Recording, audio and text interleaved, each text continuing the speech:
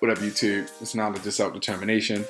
This video is a tribute to Emmett Till and all the other brothers out there in America.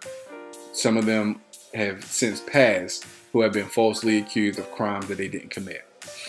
For those of you who do not know, Emmett Till was a 14-year-old black teenager from Mississippi. He was born on July 25th, 1941, and died and was murdered in August 28th, 1955. Till was from Chicago and visiting relatives in Money, a small town in the Mississippi Delta region.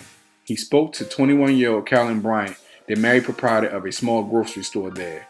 Now, more than likely because she was white and, probably stuck up and snobby as fuck and racist, because he spoke to her.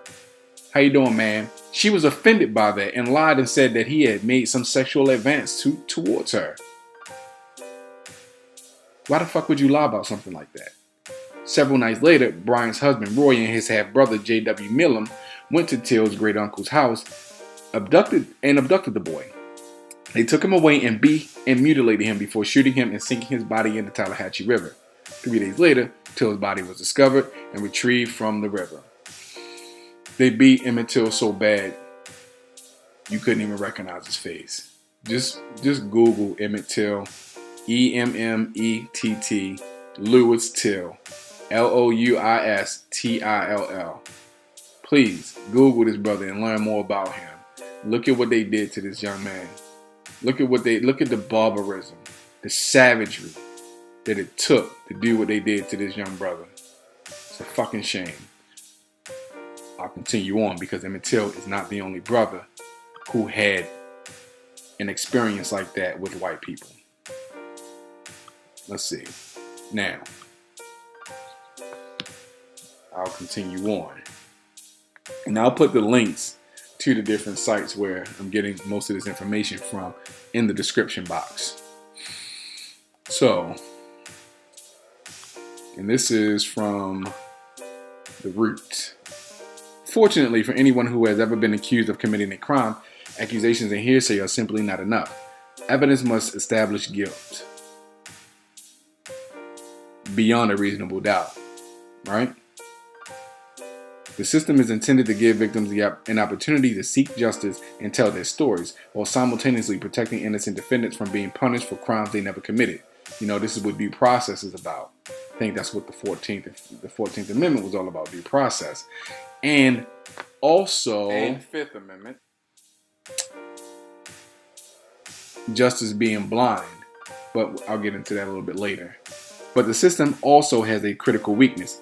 It can only function as intended when objectivity prevails. When corruption, carelessness, or racial prejudice interferes, the consequences can be devastating to the defendants and their families. Perhaps nowhere in this alarming phenomenon more apparent than in New York City.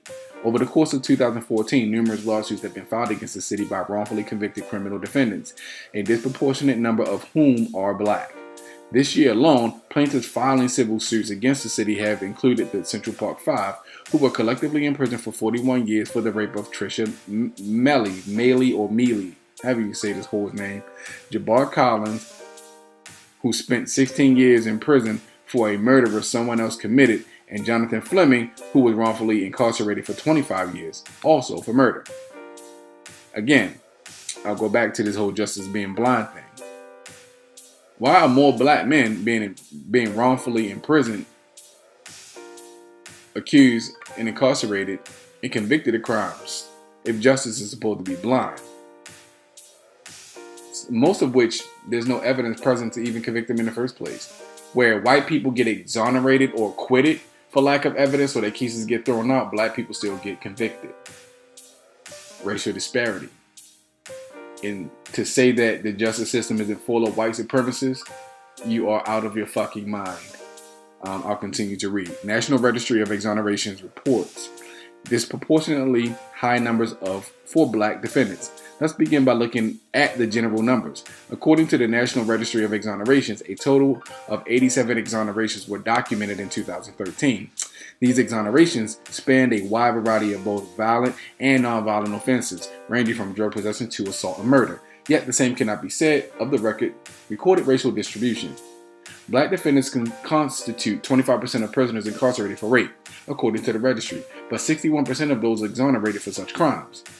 The 5 men who comprise the Central Park 5, for example, represent only a tiny fraction of this number. 25% of prisoners incarcerated for rape, but 61% of those who are exonerated for that same crime. So please tell me, please miss me with all of that race baiting shit and racism doesn't exist and blah. Please miss me with that, because as you can see, the evidence is all over the place. All you have to do is look at the headlines. So briefly, I'll run over some of the more telling, the more publicized cases, beginning with the Scottsboro Boys. In 1931, 9 black teenagers were accused of raping 2 white women in Paint Rock, Alabama. In those days, the rape of a white woman by a black man was punishable by death 9 times out of 10.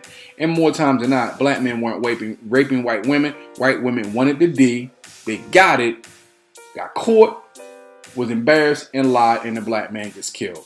Plain and simple. Eventually, one of the women admitted that she and her friend had made up the rapes, but that didn't stop one of the grossest and most heinous miscarriages of justice from happening to these men. 8 of the 9 teens were convicted and sentenced to death, but the case was appealed, with charges eventually being dropped for 4 of the boys. According to reports, in 1936, Hayward Patterson was convicted of rape and sentenced to 75 years. He escaped in 1949 and in 1950 was found in Michigan, but the governor refused to extradite him. So good for the governor. Good. In 1951, he was convicted of an assault and sentenced to prison, where he died of cancer in 1952. In 1936, Ozzie Powell was involved in an altercation with a guard and shot in the face. Wow. Suffering from permanent brain damage. He pleaded guilty to assault, and the rape charges were dropped when he was paroled. He was paroled in 1946. In 1937, Charlie Weems was convicted and sentenced to 105 years. He was paroled in 1943 after having been held in prison for a total of 12 years in some of Alabama's worst institutions. In 1937, Andy Wright was convicted and sentenced to 99 years. He was paroled and returned to prison after violating parole. He was paroled in New York in 1950. In 1937, Clarence North was convicted of rape and was the only defendant sentenced to death. Alabama Governor Bill Graves commuted his death sentence in 1938 to life. Given parole in 1946, he went into hiding. In 1976, he was found in Brooklyn, New York. Alabama Governor George Wallace pardoned him that year, declaring him quote-unquote not guilty. Norris published an autobiography, The Last of the Scottsboro Boys, in 1979. He died of Alzheimer's disease on January 23, 1989. In 1937, the state of Alabama dropped all charges against Willie Roberson, Olin Montgomery, Eugene Williams, and Roy White, who had already been in prison for 6 years. Wright had a career in the U.S. Army and Merchant Marine. In 1959, believing that his wife had been unfaithful during his tour, he shot and killed her and fatally shot himself. Jeez. In 2013, Alabama issued posthumous pardons for Patterson, Weems, and Andy Wright. Was justice served? Hell no. The Scottsboro case is considered a landmark case in ending the systematic exclusion of blacks from jurors. I'm going to continue to read on. I don't want to get too hung up on the emotional part of it, because it'll just make the video long as hell. This, like I said, this is a tribute to all these brothers. This is a tribute video to all these brothers. This one right here is a tearjerker. Seriously, George Stinney or George Steiny. I don't know how to spell the young brother's name, but I'm gonna just read through it because this one is very emotional. All of them really are. But if you see pictures of this kid, man, George Steiny or Stinney. His last name is spelled Stinney. Please look this little brother up, please. George Stinney or Steiny was killed by an electric chair in 1944 after being accused and convicted of murdering 2 preteen white girls by an all-white jury in South Carolina. This case was an extremely sad one, since George was 14 years old when executed, making him the youngest person to be executed in the U.S. in the 20th century. That is disgusting. There was no evidence linking George to the case, other than a circumstantial detail that he'd spoken with the girls before their murder. 3 police officers claimed that George confessed to the murders. Right. The police spent a lot of time making sure black people confess to things that they didn't do. They spend a lot of time searching for black people and trying to pin crimes on them instead of actually using the resources that they have to actually solve real crimes that black men did not commit a lot of times. It's amazing. On December 17, 2014, George's conviction was vacated by Circuit Court Judge Carmen Mullen, effectively clearing his name. You know what? Okay. The judge I'm going to keep reading on. I don't want to digress too much. I just think that's like a kick in the nuts, personally. Charles Stewart. In 1989 in Boston, Charles Stewart alleged that his wife, Carol DiMatti, an unborn child, was shot and killed by a black man. Stewart told authorities that when he and his wife were coming home from a birthing class at a local hospital in Boston, they lost their way and ended up in a quote-unquote dangerous part of town, in a city that he lived in, mind you. He knew how to get to the birthing class, but he didn't know how to get back from it. Right, near a black housing project. He said that while they were looking for a way out, they were attacked by a black man who came out of nowhere and fatally shot his pregnant wife and wounded Stewart. The police sought out black men whom they then questioned and raided their homes, of course, finally arresting William Bennett, an innocent black man. Shortly thereafter, however, Stewart's brother, Matthew Stewart, confessed to the police that Charles Stewart had committed the crime to collect life insurance, more than likely disgusted with what he found out his brother did, and upon being convicted for his wife and unborn child's murder, Charles Stewart committed suicide. The Central Park 5, which was referenced a little bit earlier. 5 black and Hispanic boys, ages 14 and 16, were convicted of the 1989 assault and rape of Trisha O'Malley, a white woman who was jogging in New York City Central Park. These boys were convicted because of coerced confessions and faulty scientific evidence. Again, these cops are spending a lot of time falsifying evidence and forcing people to confess to crimes that they didn't commit instead of actually investigating the crime itself. They were convicted of most charges by juries in 2 separate trials in 1990 and received sentences ranging from 5 to 15 years. 4 of the convictions were appealed. They were affirmed by appellate courts. Excuse me. Sorry, guys. The defendants, Kerry Wise, Kevin Richardson, Antron McCrae, Yusuf Salam, and Raymond Santana Jr., spent between 6 and 13 years in prison. The convictions were vacated in 2002 when Matias Reyes, a convicted rapist and murderer serving a life sentence for other crimes, confessed to committing the crime alone, and DNA evidence confirmed his involvement in the rape. Wasn't forensics and DNA investigations and all that kind of stuff existing in 1990? Anyway, I'm gonna move forward. Susan Smith. I don't know if any of you remember Susan Smith from the 90s, but here we go. In 1994, Susan Smith claimed that she'd been carjacked in South Carolina by a black man who drove away with her 2 young sons, ages 3-year-old and 14 months. Sad. For 9 days, she made dramatic pleas on national television for their rescue. These things should never happen to children. I don't care what race you are. I have issues with white people, but children, these things should never happen to children. According to reports, the intensive investigation and nationwide search put the fear of God in Smith, and she ended up confessing to letting her 1990 Mazda protege roll into nearby John D. Long Lake in Union, South Carolina, drowning her kids inside. She was sentenced to life in prison for their murders. Smith will be eligible for parole on November 4, 2024, after serving a minimum of 30 years. Amanda Knox. Now, Amanda Knox's story is actually on Netflix. I watched it, and I gotta be honest with you. I think she's guilty, to be honest with you. Even though a brother was eventually convicted of the crime, and I don't know, but I'm going to continue on. In 2007, Amanda Knox was accused of murdering her roommate, Meredith Kircher, in Paraguay, Italy. Naturally, she was like, not me, and blamed Daya Patrick Lumumba, her boss, and Lumumba was arrested. A black man, mind you. Lumumba is a Congolese-born resident of Italy who owned Le Chic, a bar in Paraguay, where Knox worked part-time. Didn't Knox know she wasn't supposed to bite the hand that fed her? I guess it was easy to blame her boss because, melanin. Yeah, she blamed her boss. Now, mind you, Amanda Knox is American. She was in Italy, right? Living in Italy. Spoke fluent Italian. Still speaks fluent Italian to this day. Watch the documentary. I'm going to continue reading. Sorry. Knox told Italian police in a written statement that she saw Lumumba enter Kirch's room on the evening of November 1st, 2007. Lie. She later admitted that this version of events was made up, but she implied that it was made up because the police forced her to say it. Lumumba spent 2 weeks in an Italian jail before Knox's story came tumbling down because Lumumba had an alibi. Here's the thing. Lumumba wasn't the only black person blamed for this heinous crime. Rudy Gueda, I believe that's how you say his last name, is Guede.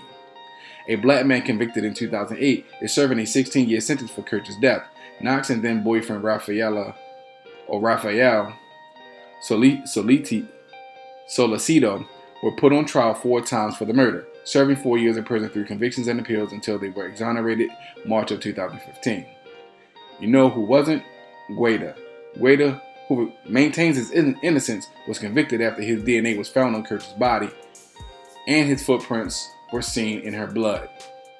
You gotta watch this story. I can't really explain why I say this whole thing was sketchy.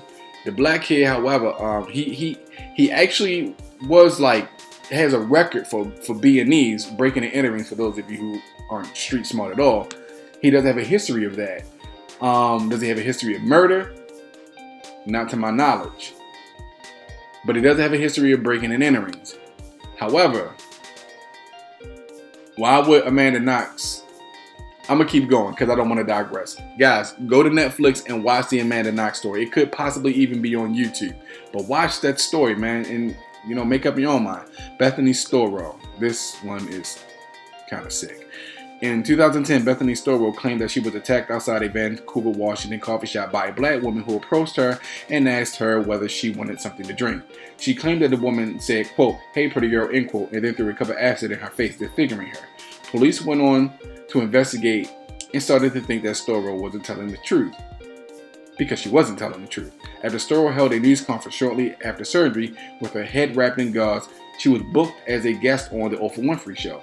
But she canceled the appearance after Oprah's staff did some digging and things weren't adding up. In 2013, in an exclusive interview with ABC News, Storrow discussed how she used the acid on herself in a failed suicide attempt because of a then undiagnosed mental illness called body dysmorphic disorder.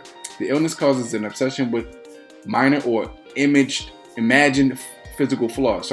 She admitted that when she was a national story, she felt that she quote unquote mattered. She said, quote, "In that moment I felt like I was cared for and I mattered," end quote. Stupid.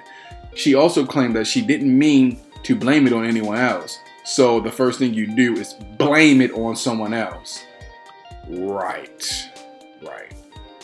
Anyway, so there are some other stories that I'm going to go to right now. So just bear with me, guys, for some brief seconds.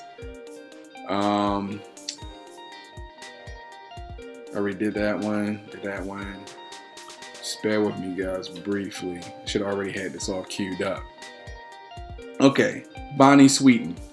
40-year-old Sweeten of Pennsylvania was sentenced to 8 years in prison in 2012 after stealing money from her family and the law firm where she worked and telling authorities she and her daughter had been kidnapped by 2 black men in a Cadillac. Launching a massive search for the fictitious kidnappers, in actuality, Sweeten had used the stolen money to take her daughter to Disney World. Yeah. Next, let's see what else we can find. Okay, here we go. Brother Daryl Hunt. In 1984, Hunt, an African-American mayor from Winston-Salem, North Carolina, at the age of 19 was convicted of the rape and murder of a white woman named Deborah Sykes, despite the fact that there was no physical evidence tying him to the crimes. Even with no evidence, he was sentenced by an all-white jury to life in prison. 10 years later, he was cleared of the rape when DNA testing proved he had never committed that crime. Despite the rape being central to the overall crime, he spent an additional 9 years in prison until a man named Willard Brown confessed to both acts. After 19 years in prison, Hunt was finally exonerated in 2004. Now, it took them 9 years. 9 years, even though there was... I'm going to continue on. I don't want to digress and make the video any longer than I have to. But these stories like really get to me. They really get to me. And that's pretty much it, guys. Like I said, this video is a tribute to every single one of these brothers. The Central Park Five, George Steiny, you know, Emmett Till. Let's see, Emmett Till, Daryl Hunt, you know, the Scottsboro Boys, Lumumba, the guy in the Amanda Knox case. Let's see, and the black man who, well, there were no. Let me see. I don't think there was an arrest in the Bonnie Sweeten case because, you know, she because first off, they were completely fictitious. I don't think they ever made an arrest before they actually found out that she was a line sack of horse vomit. But this video is a tribute to all these brothers. Charles Stewart, that piece of shit that lied and killed his own wife,